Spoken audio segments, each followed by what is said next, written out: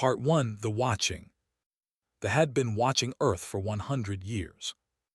Their first observation station was built on the dark side of Earth's moon. It was small, hidden deep inside a crater where no human telescope could see it. From there, they watched everything.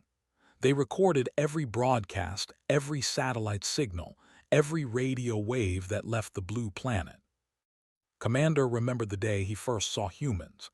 He was young then, just a junior officer assigned to the observation team. The images had confused him. These creatures were so strange. They had soft skin that broke easily. They needed to sleep for 8 hours every day.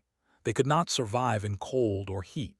They spent most of their time doing things that seemed pointless, watching colored screens, putting food in their mouths, making strange noises with their faces. They call it laughing, his teacher had explained. It serves no military purpose. Now was old. His skin had grown pale with age, but he had risen through the ranks to become supreme commander of the invasion force. 100 years of preparation had led to this moment. He stood in the great hall of addressing the High Council. Behind him, massive screens showed images of Earth, beaches where humans lay doing nothing, cities where they walked slowly, looking at small devices in their hands, buildings where they sat in chairs for hours, staring at glowing rectangles. "We have studied them completely," said. His voice was calm and confident. "We know their biology, we know their technology, we know their weaknesses." The council members nodded. They were the oldest and of the people. They had approved this mission 50 years ago, and they had waited patiently for the preparations to finish. "Their bodies are fragile," continued. "A fall from small height can break their bones. They cannot breathe underwater. They die from temperature changes that would not bother our children. They are, in every way, inferior." On the screen behind him, footage played of humans in their daily lives. A woman walking a small animal on a rope, children running and falling down, then crying. Old humans moving slowly, their bodies bent and weak. "They have weapons," admitted. "But their weapons are primitive, chemical explosions, simple projectiles. They have nuclear devices, yes, but they are afraid to use them. They have not used them in war for over 80 years. They have become soft." Elder, the oldest member of the council, raised one thin hand. "What of their military forces?" Smiled. "Their armies are small. Most humans have never held a weapon. They pay a few of their kind to be soldiers while the rest continue their comfortable lives. They are not a warrior race." The footage changed. Now it showed human soldiers training. They ran through obstacle courses. They fired weapons at paper targets. They did exercises in neat rows. "They train for enemies they understand," said.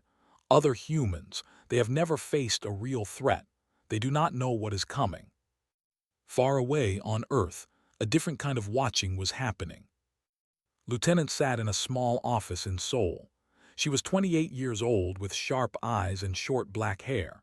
Her job was simple: watch the sky.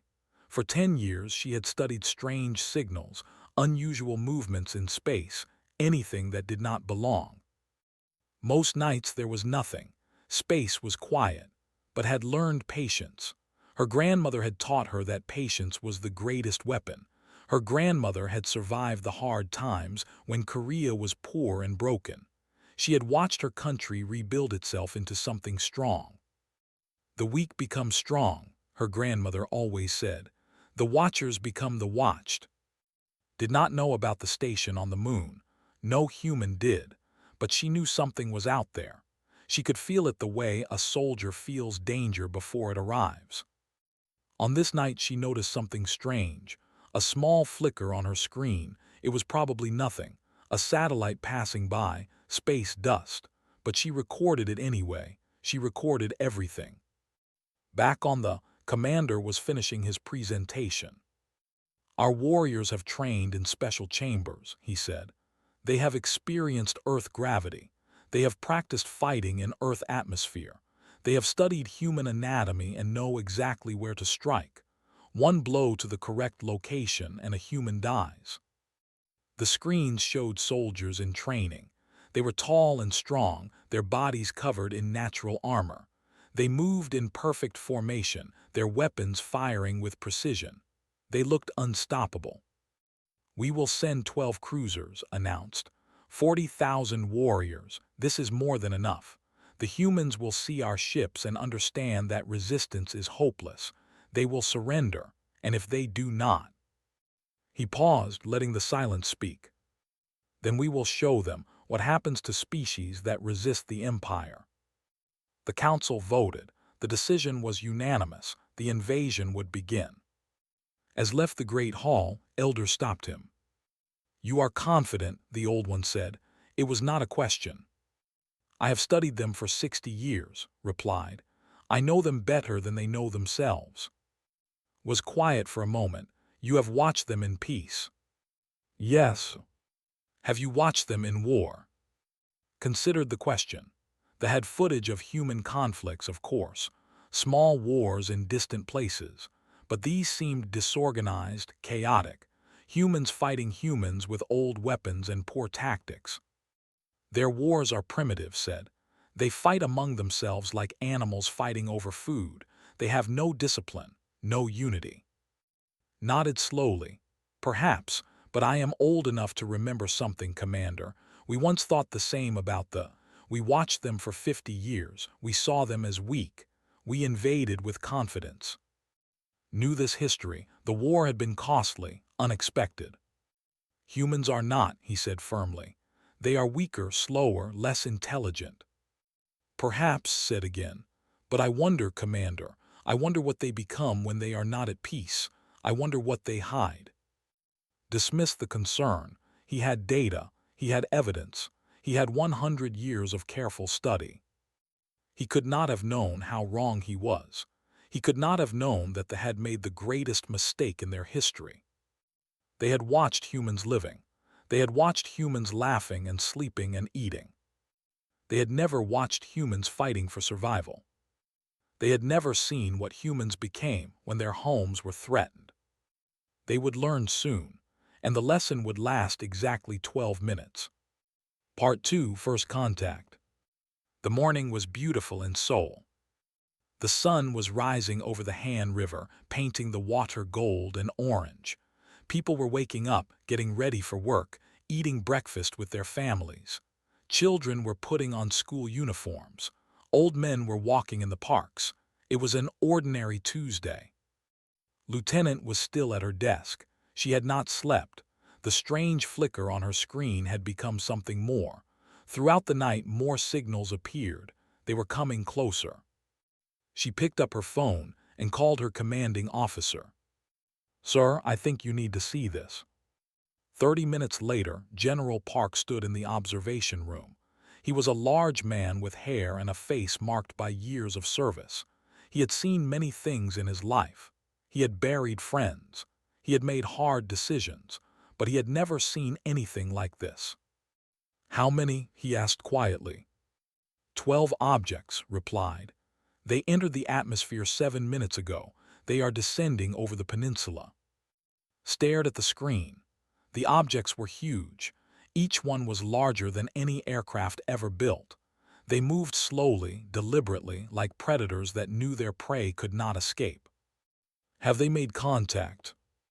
As if answering his question, every screen in the room suddenly changed. Every television in Seoul, in Korea, in the world showed the same image, a face with large, dark eyes. When it spoke, the words came in Korean, English, Chinese, and 40 other languages at the same time.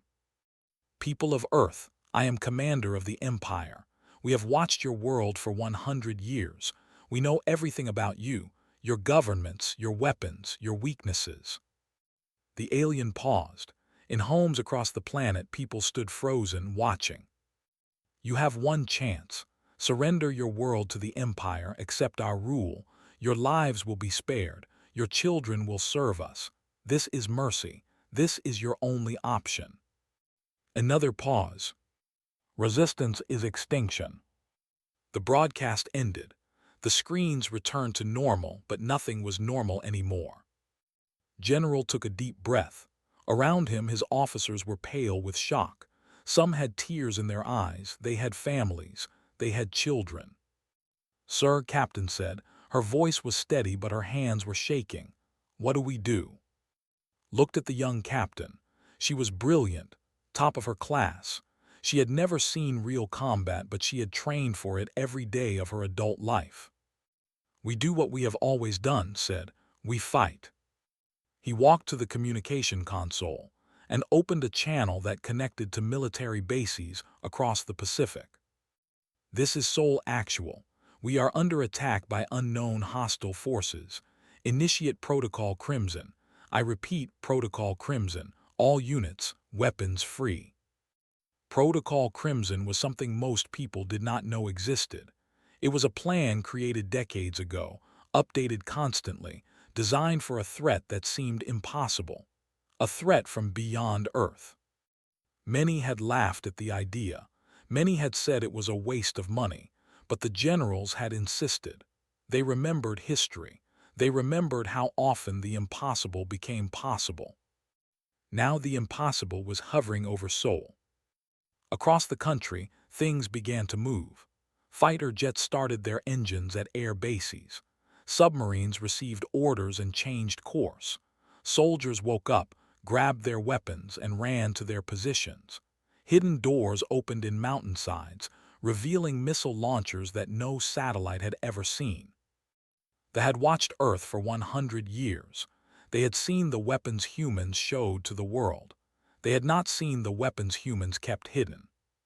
Commander stood on the bridge of his flagship, looking down at the city below.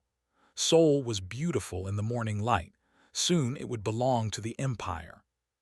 "Launch the landing craft," he ordered. "Begin the occupation." 20 massive shuttles detached from the cruisers. Each one carried 2,000 warriors. They descended toward the city in perfect formation. "The humans have not fired," his tactical officer reported. "No military response detected." Nodded as expected. They understand the situation. They will not resist. But Lieutenant was watching from her underground bunker, and she was smiling.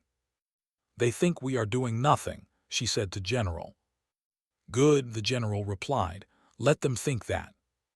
Captain was coordinating the defense from a mobile command vehicle driving through the streets of Seoul. Her computer showed the positions of every Korean unit, every weapon system, every soldier. Red dots marked the alien ships. Blue dots marked human forces. The blue dots were everywhere. 50,000 troops in position, she reported. Air defense online, missiles ready, naval support standing by. Watch the alien landing craft descend. They were 3,000 meters up, 2,000, 1,000. "Wait," he said. The landing craft touched down in the open areas the aliens had chosen. Parks, parking lots, empty fields. They had studied maps and selected locations where their forces could gather safely. They did not know that humans had studied the same maps. They did not know that every landing zone was already surrounded. "Now," General said. Captain gave the order. "All units fire." The world exploded. Missiles came from everywhere, from trucks hidden under bridges, from buildings that looked like offices, from submarines in the Yellow Sea. The aliens had expected primitive weapons. They received something very different. Sergeant was on a rooftop near. He was 35 years old, a career soldier who had trained for this moment without ever believing it would come. He lifted his rocket launcher, aimed at the nearest landing craft and fired. The rocket hit the craft's engine. The explosion was massive. Around him, other soldiers were doing the same thing. Years of training, millions of hours of practice, all of it for this moment. The aliens had watched humans playing games and watching television. They had not watched this. Commander stared at his display screen in disbelief. Landing craft were being destroyed before his eyes. His warriors, the finest soldiers in the Empire, were dying before they could even exit their ships. "Impossible," he whispered. "This is impossible." His tactical officer's voice was shaking. "Commander, their weapons. They are not what we predicted. They have improved greatly." They had watched human technology for 100 years. They had assumed humans advanced slowly, like most species. They were wrong. Humans advanced quickly when they needed to. Humans improved their weapons constantly, always preparing for threats they could not name. It was in their nature. It was in their history. And now that history was teaching the Empire a lesson it would never forget.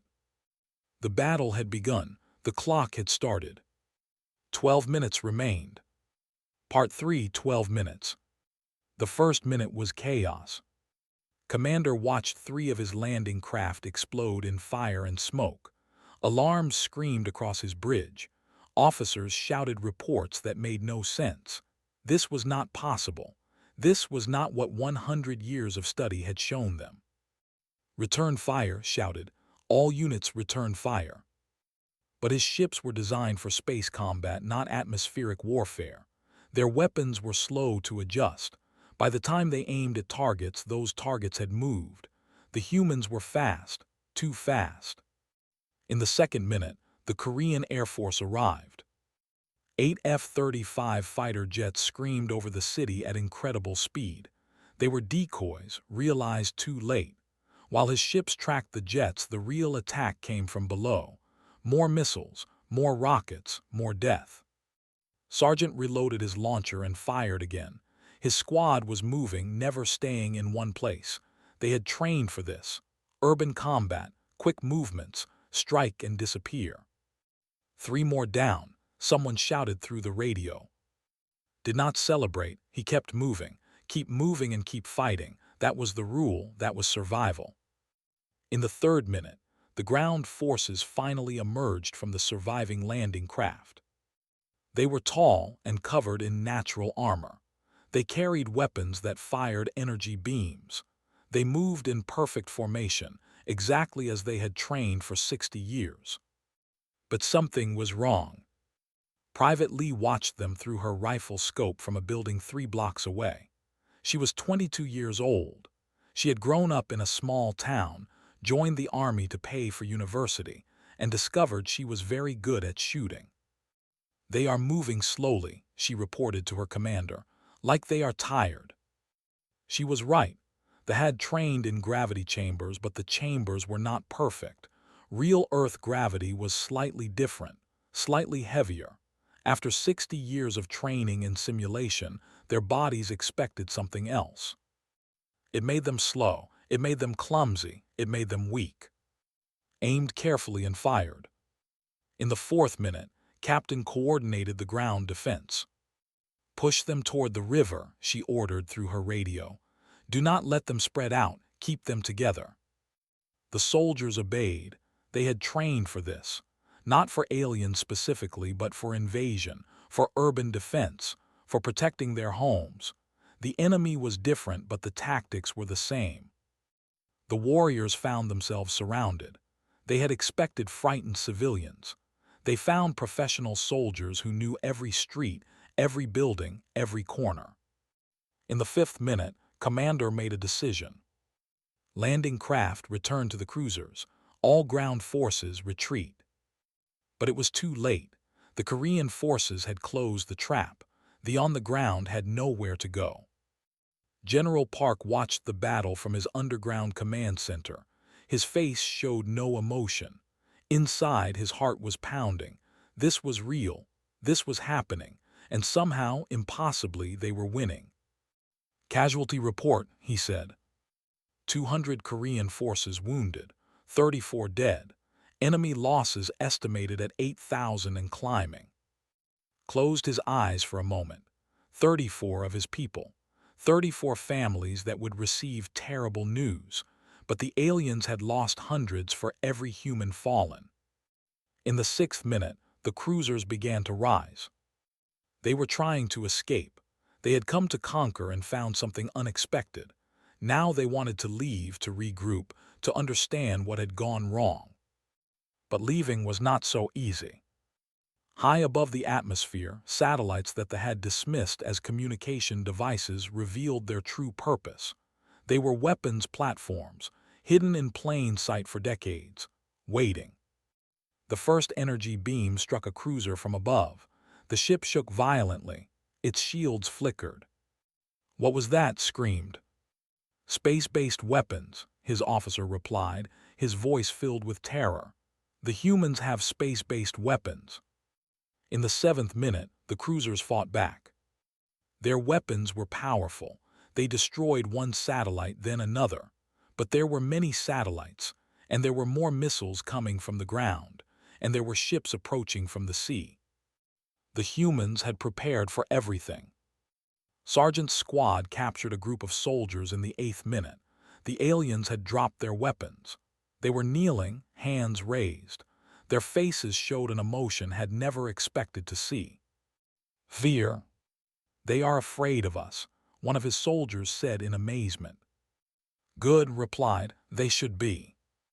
In the 9th minute, only 6 cruisers remained in the sky. The others were destroyed or disabled, falling toward the ocean in flames. Commander stared at the destruction. This was not possible. This could not be happening. "All ships maximum power to engines," he ordered. "We must reach orbit." His crew obeyed. The remaining cruisers accelerated, pushing through the atmosphere toward the safety of space. In the 10th minute, Private Lee stopped shooting. There were no more targets. The ground forces were destroyed or captured. Thousands of alien soldiers had surrendered. They sat in groups, guarded by humans they had planned to enslave. Lowered her rifle and looked at the sky. The alien ships were small now, running away like scared animals. "We did it," someone said beside her. "Not yet," replied. "Not until they are gone." In the 11th minute, the cruisers broke through the atmosphere. They had escaped. 4 ships remained. 4 ships out of 12, less than 5,000 warriors out of 40,000. Commander collapsed into his chair. His skin was pale, his hands were shaking. "How?" he whispered. "How did this happen?" His tactical officer had no answer. In the 12th minute, the last ship cleared Earth's gravity well. Behind them, the blue planet continued to turn. The sun still shone on Sol. The Han River still flowed to the sea. Life continued. But everything had changed. General stood in his command center and looked at the final reports. The invasion was over. The aliens were retreating. Humanity had won. 12 minutes. 100 years of preparation by the most advanced empire in the galaxy, and humans had destroyed them in 12 minutes. Captain appeared beside him. "Sir, should we pursue?" Shook his head. "No, let them go. Let them tell their empire what happened here today." He looked up at the sky, toward stars he could not see. "Let them warn the others." They had come to teach humanity a lesson about power. Instead, humanity had taught them something else. Some species should not be invaded. Some planets should not be touched. And some creatures, soft and sleepy and peaceful as they might seem, become something entirely different when their homes are threatened. The galaxy was about to learn this truth. 12 minutes at a time. Part 4: The Reckoning. The smoke was still rising from the battlefield when General Park walked through the wreckage. The morning sun was high now. Hours had passed since the last ship fled into space. Around, soldiers were collecting alien weapons, treating wounded enemies, and counting the cost of victory. The cost was heavy, but it could have been much worse. Captain walked beside the general, her tablet showing casualty reports. "Final numbers, sir. 112 Korean soldiers dead, 417 wounded. Civilian casualties are still being counted, but early estimates say less than 2,000. Nodded slowly. Each number was a person, a family destroyed, a future ended. But for an alien invasion that had planned to enslave the entire planet, these numbers were a miracle. And the enemy? Over 30,000 dead, 8,000 captured, Only 4 ships escaped, carrying approximately 4,000 survivors. The general stopped walking. He looked at the remains of a landing craft. It was burned and broken, its strange metal twisted by human weapons. Inside, he could see the bodies of alien soldiers who had died before reaching the ground. "They trained for 100 years," he said quietly. 100 years of preparation, and we stopped them in 12 minutes. Was quiet for a moment. "Sir, may I ask something?"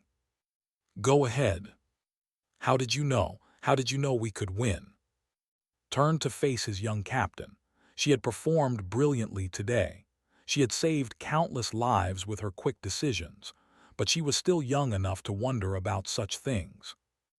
"I did not know," he admitted. "Nobody knew. We prepared for the worst and hoped for the best. That is all any soldier can do." He continued walking, stepping over alien equipment and broken concrete.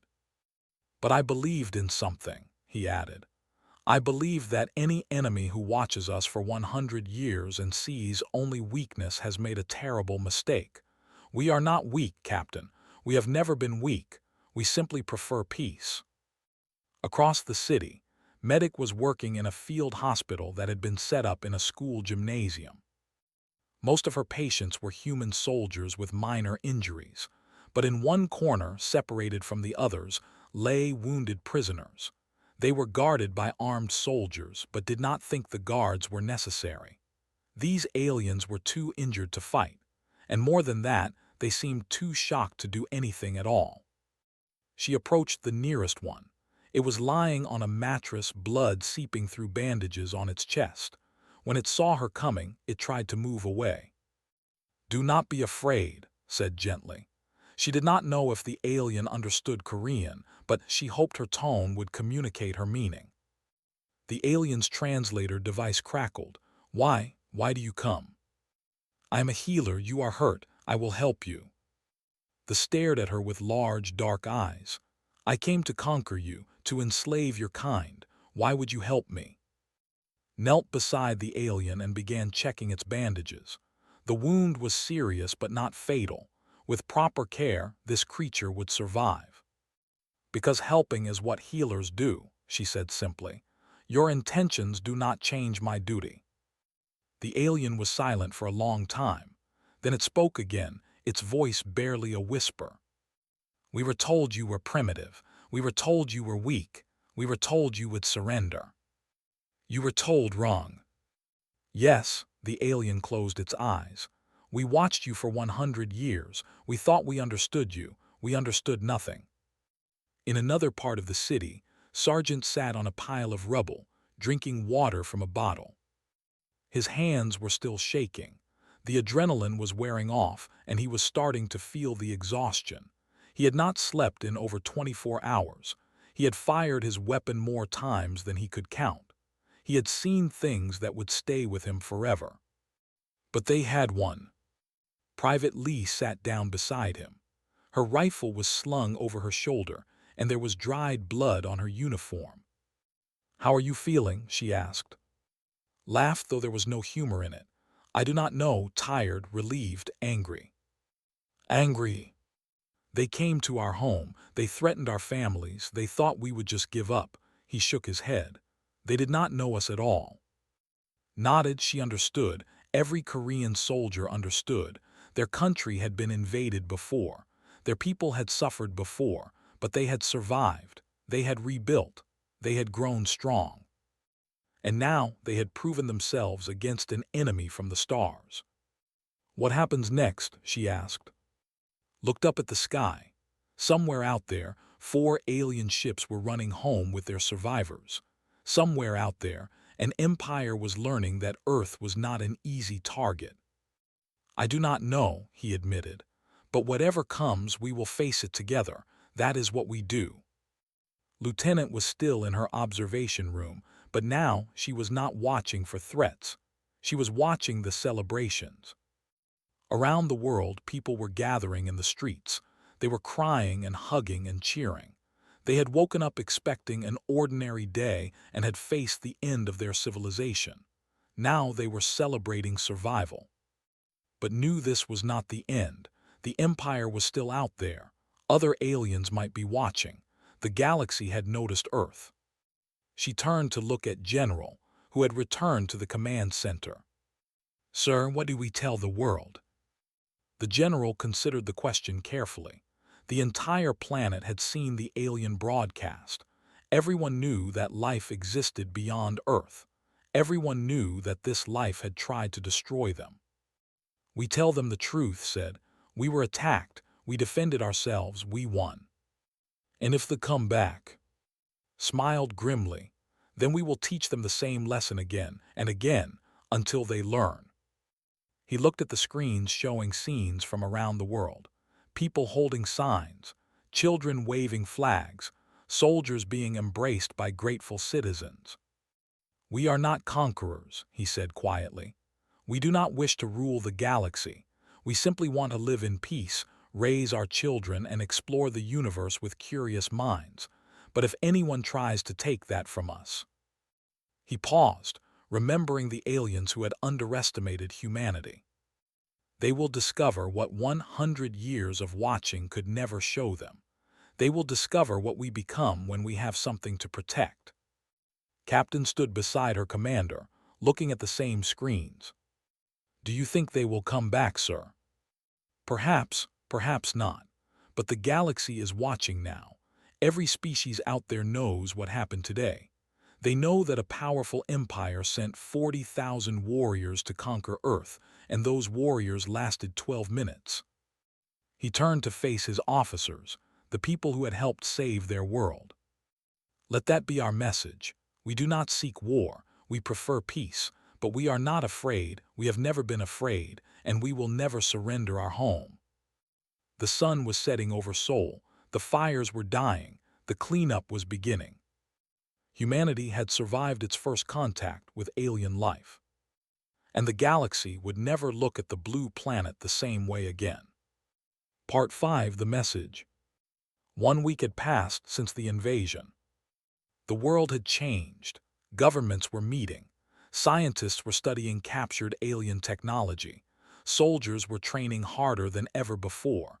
But most importantly, humanity was no longer alone in the universe. Everyone knew it now. Everyone had to accept it. In a small television studio in Seoul, preparations were being made for the most important broadcast in human history.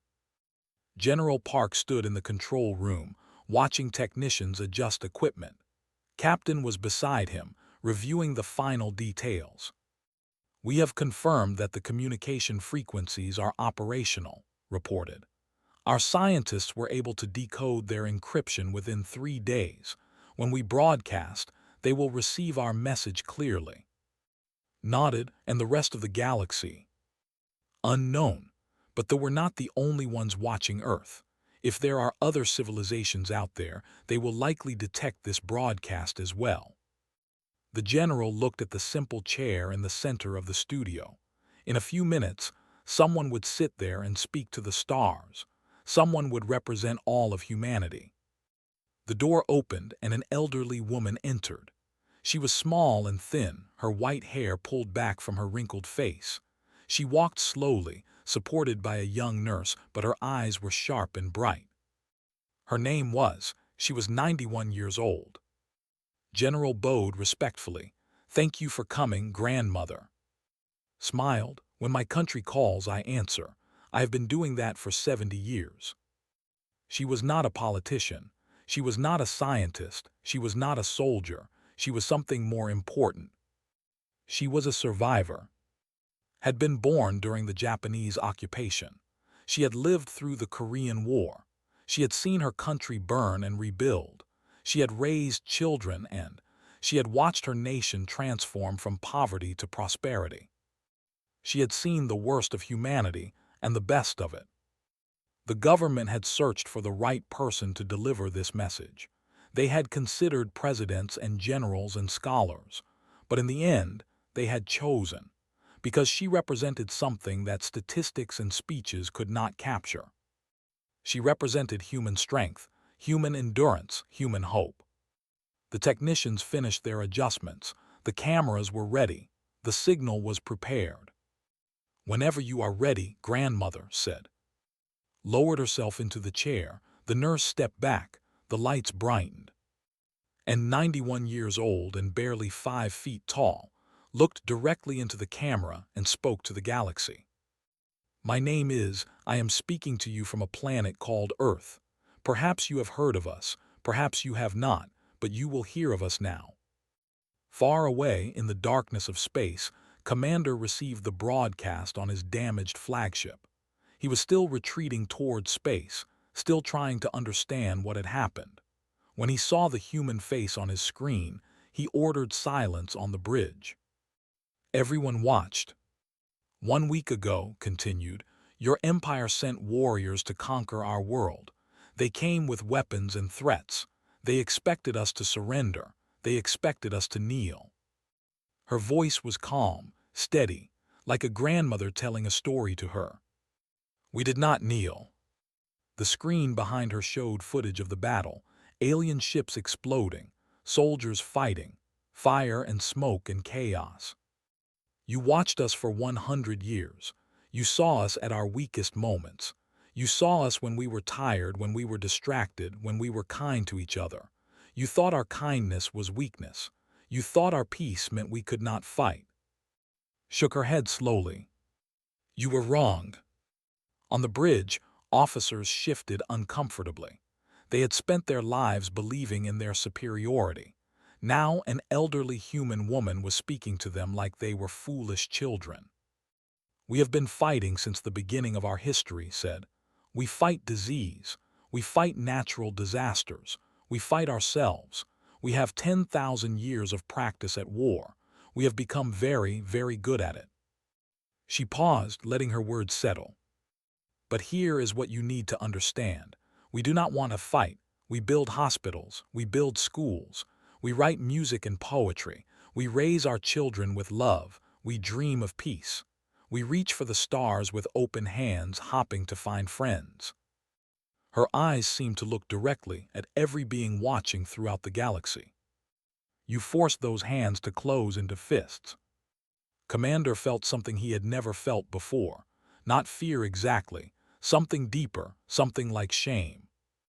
"This is the only warning we will give," continued. "Return to our world in peace and we will welcome you as friends. We will share our art, our knowledge, our dreams. We will learn from you and you will learn from us. We are curious people. We want to know what is out there among the stars." Her expression hardened slightly, not with anger but with absolute certainty. "But if you return in war, if you come to threaten our children and destroy our homes, then you will learn what 100 years of watching could never show you. You will learn what we become when we must fight." She smiled then, a grandmother's smile, warm and patient. And somehow, that smile was more terrifying than any threat. "I have lived for 91 years. I have seen my people suffer. I have seen my people survive.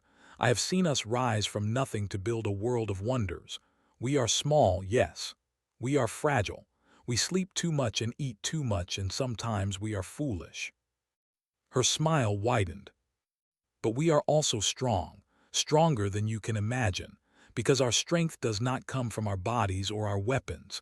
It comes from what we carry inside, our love for each other, our hope for the future, our absolute refusal to surrender what we hold dear." She leaned forward slightly.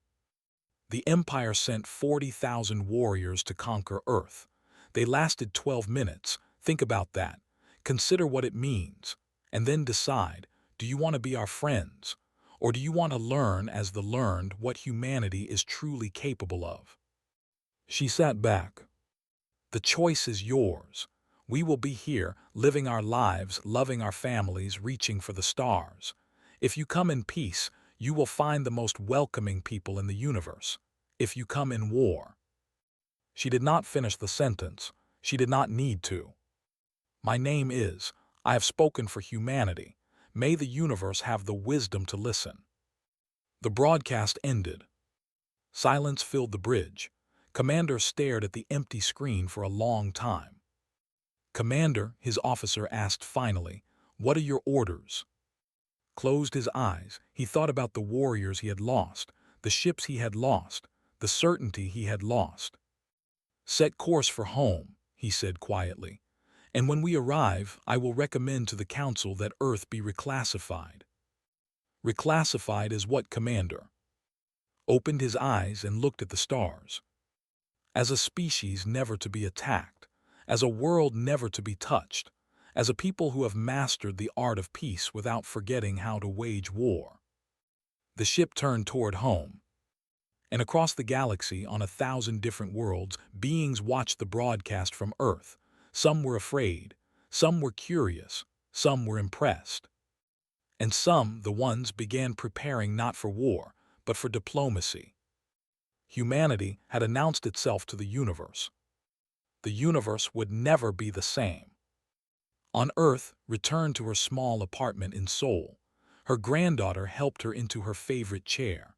Outside the window, the city was glowing with lights. "Do you think they will come back, grandmother?" the young woman asked. Looked at the stars appearing in the evening sky. "Perhaps, perhaps not, but if they do, they will find us ready. They will find us together. They will find us human." She smiled and closed her eyes. "And that will be enough."